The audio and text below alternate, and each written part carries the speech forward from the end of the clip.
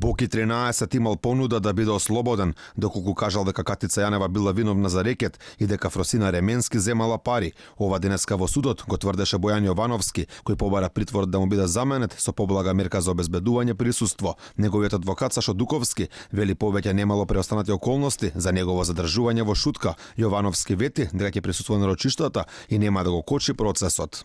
Мојата здравствена состојба стана шпанска серија каде што се руши моето достоинство. Во оваа ситуација дојде човек да биде среќен да се разболи за да добие поблаги мерки. Во судница во неколку наврати дојде до препукување меѓу одбраната и обвинителката Вилма Русковска, која жестоко се спротистави на барањето за укинување на притворот на Боки 13. Полицијата не го најде обвинетиот во библиотека, го најде на граница при обид за бегство. Затоа се противам на какво било размислување за укинување на притворот.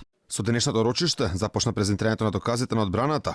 Прв беше сведокот на Боки 13, адвокатот Васил Димишков, брат на Лидија Димишкова, судиката кој му определи притвор Норца Камчев. Тој пред судот кажа дека имал средби со Зоки Кичеец, како и со брачниот пар Камчеви. Откако бил притворен бизнесменот, Димишков тврди дека добил понуда да биде дел од адвокатскиот тим на Камчев, но дал финансиска понуда која знаел дека нема да биде прифатлива, бидејќи проценил дека целта е неговата сестра да биде изземена од случајот Империја.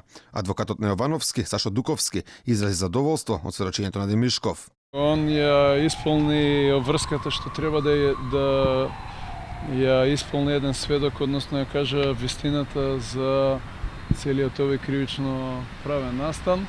Второ обвинетата Катица Јанева денеска побара пред судот повторно да бидат презентирани снимките кои во судница беа објавени без присуство на медиумите, што беше одбиен од претседателката на судечкиот совет Васка Николовска-Масевска. По крајот на рочиштето судиката ги повика новинарите на кафе средба во судот, каде беа поставувани прашања за случајот рекет. Николовска-Масевска беше запрашана околу тврдењата на Вице Заев дека не е вистинит доказот во судот, каде се гледа дека тој седи во кафуле со Зоки Кичеец. Таа вели не го познавала братот на екс-премиерот, па не можела да тврди дали е или не е тој.